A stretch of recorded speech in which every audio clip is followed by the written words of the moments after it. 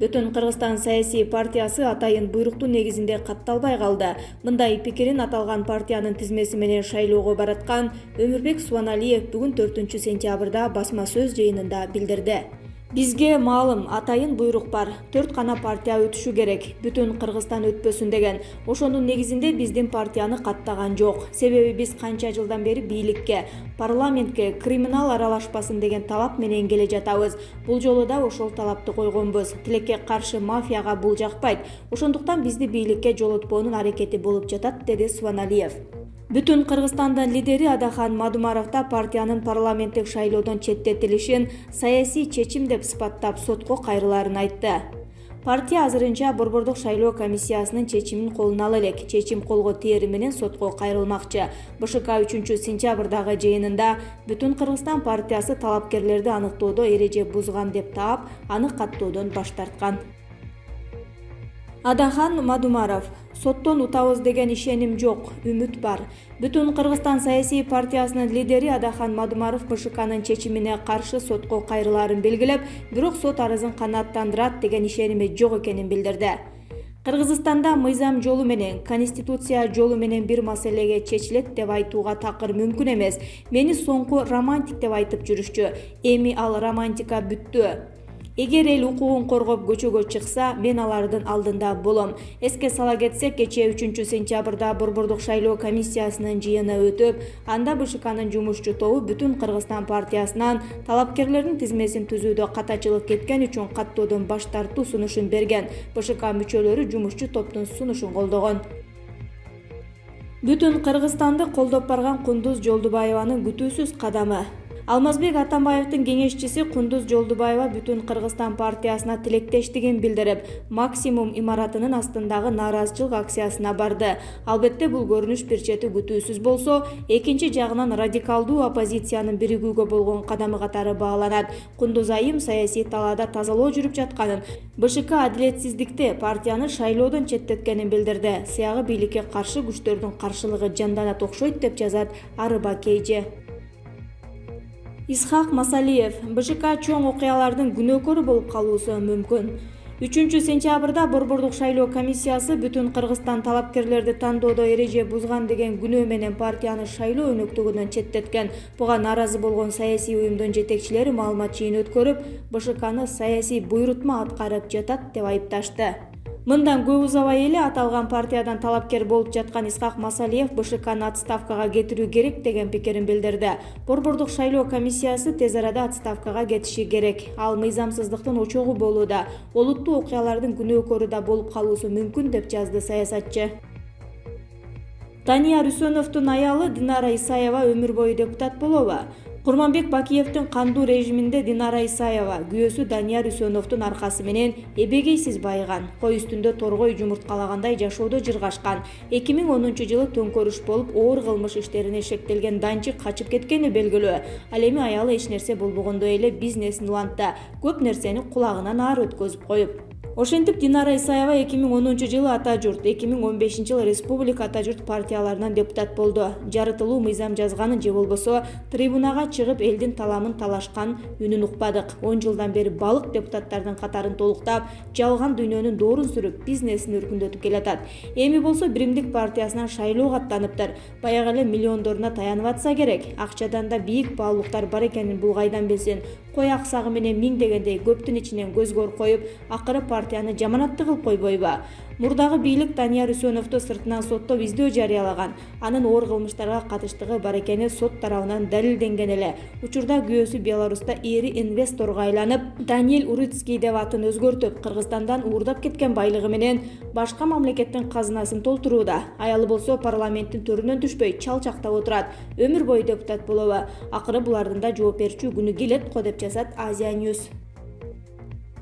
Биримдик шайлоонун үгүт ишин салтанаттуу баштады. Бүгүн 4-сентябрда алдыдагы парламенттик шайлоонун расмий үгүт кампаниясы башталганына байланыштуу Биримдик демократиялык социализм Евразиялык тандоо партиясы үгүт иштерин салтанаттуу түрдө баштады. Иш-чара Бишкектин Жеңиш аянтында өтүп, ага партиянын лидерлери, партиянын аймактардагы мүчөлөрү, тарапташтары, партиянын жаштар канатынын өкүлдөрү катышты.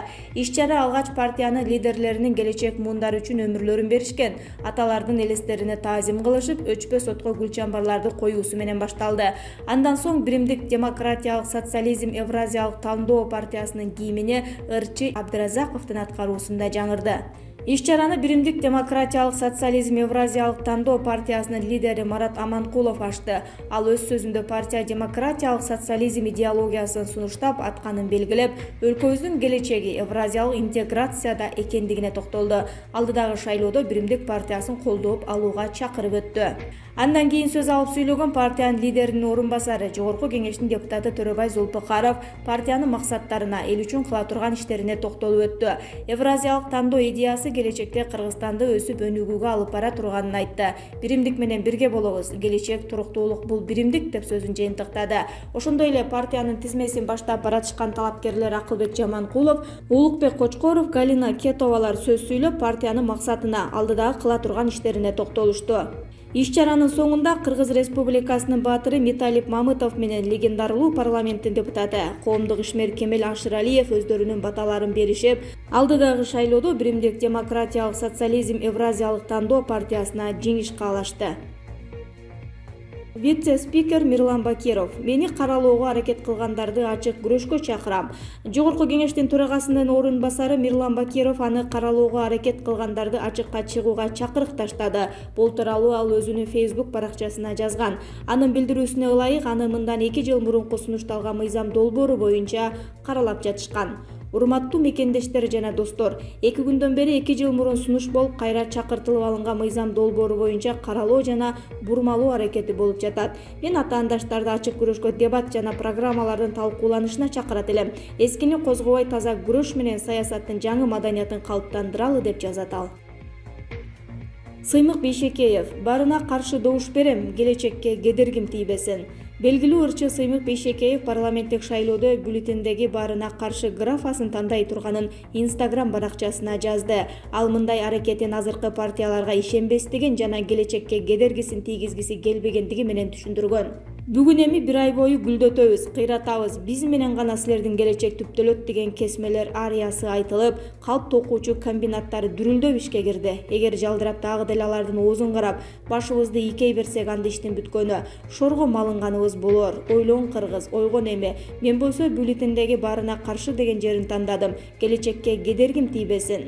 Шайлоо шардана шайлоо болор, шапар тепкен ооз мурунду майлоо болор. Сунушталган долбоорлорун угуп турсаң, суусамырдай уч кыйырсыз жайлоо болор. Бүгүн туура чечим кылып ойлонбосок, бүктөп кайрып колу бутуң байлоо болор деп ыр менен жыйынтыктаган билдирүүсүн. Атамекендин үгүт кербени Таласта старт алды.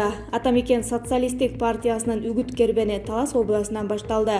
Партиянын Жанар Акаев баштаган өкүлдөрү менен жергиликтүү тарапташтары алгач Манас Ордого зыярат кылып, Куран түшүрдү. Андан соң шайлоочулар менен жолугушуу өттү. Үгүт кербендин Таласта башталганы дагы бекеринен эмес. Манастын күмбөзү Орто Азиядагы бирден бир уникалдуу тарыхый архитектуралык комплекс гана эмес, улуу журттун мамлекеттүүлүктүн символу. Атамекен үчүн биримдик мамлекеттин негизги баалуулук экенин Өмүрбек Текебаев 17 августта Бишкектеги Кыргыз мамлекеттүүлүгүн түптөөчүлөр аллеясында өткөн партиянын кезектеги 13-чү курултайында баса белгилеген. Өлкөнүн мындан аркы тагдыры жаштардын колунда деген Өмүрбек Черкешевич, Дүйшөнкул Чотонов, Асия Сасыкбаева баш болгон партиянын аксакалдары парламенттик шайлоого катышпай турганын жарыялаган.